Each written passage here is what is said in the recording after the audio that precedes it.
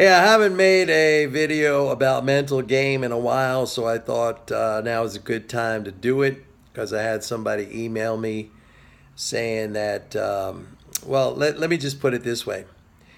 Um, the main thing about mental game is the control of emotion. I've said that the trading game is all mental. All right, I could throw darts at a dartboard and make money. It's all about controlling your emotions. And for most people, the most difficult emotion that they have to wrestle with most of the time is fear and stress, okay? Many times you find yourself in a position and it is not going your way, and you feel that stress, you feel that anxiety, the uncertainty, and the fear.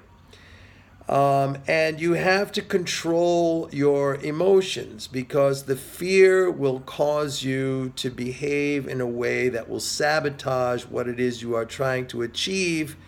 And what you are trying to achieve ostensibly is profitability. I mean, some of you, that's not even the case. What you are trying to achieve is action. And I've been all through that in the past, the difference between your motivation being seeking action as opposed to seeking profit. A lot of you are in this game thinking that you want to make a lot of money and get rich and gain profits, but really you are in it for the action. And either you are not admitting that to yourself or you just clearly are not conscious of that fact. But one of the things I've spoken about in the past when it comes to handling your emotions is the use of language. Words can be very powerful triggers for emotion in your body, okay, and the way you feel. And a lot of times I hear people, and I used to be guilty of this myself in the past, a long time ago. You hear people saying, I'm getting crushed. They're in a position, and it's like an open loss position. They're saying, I'm getting crushed. I'm getting destroyed. I'm getting killed. All right, those are very powerful words. Crushed evokes, just being run over by a train or a truck. Killed, literally killed, being killed, dying, something like that. Destroyed, what is that? Blown up with an explosive or something. You have to be very, very careful about the use of language and how you talk to yourself because those words can trigger emotion. You got to stay very even keel. That's how you work towards controlling your emotion. You cannot over describe something. You cannot get all dramatic in your description. If the market is going against you, the way to communicate that or to talk about that is in a very low key but realistic and rational way. The market is not moving in my favor at this moment in time. That's it. I mean, it moves around, it fluctuates. The market is there for us to make money in, and it's a very easy game if you can control your emotions, all right? When you start describing it in terms that are so dramatic and so scary that they are going to trigger these fears and these unwanted emotions in you, you are just setting yourself up for self-sabotage. There's no reason to be doing it. There is absolutely no reason to be doing it. Don't look at the market then. Walk away. Look at something else. Prices fluctuate. Prices fluctuate.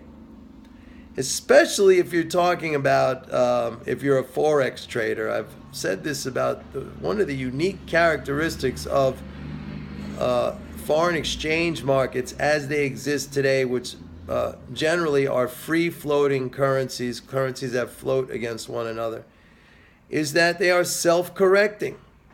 Whatever condition causes a currency to move in a particular direction, that very movement causes the unwinding of that original condition. And then the thing goes back in the other direction, ultimately.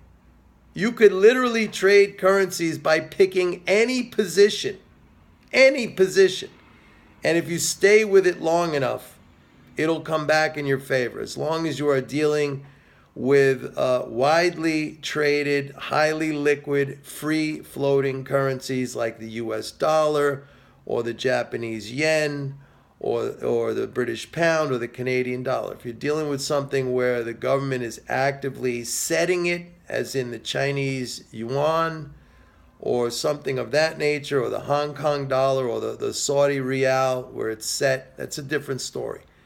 But if you're dealing with a currency where it's basically a hands-off policy and it's allowed to float, then whatever condition causes a currency to move in a particular direction, that movement undoes that condition.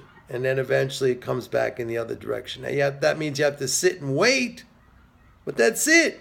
And in the meantime, it is not necessary to describe your situation as something so dire as being crushed or destroyed or killed. Simple.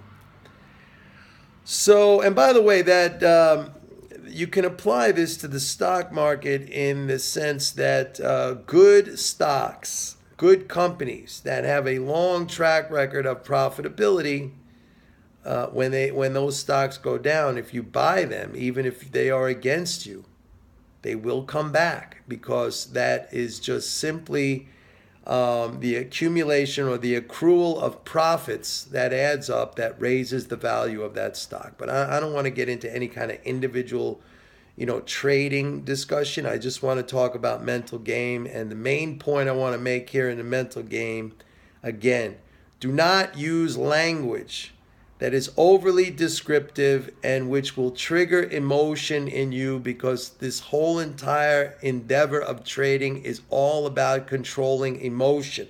That's it. If you control emotion, you will win every single time. Bye.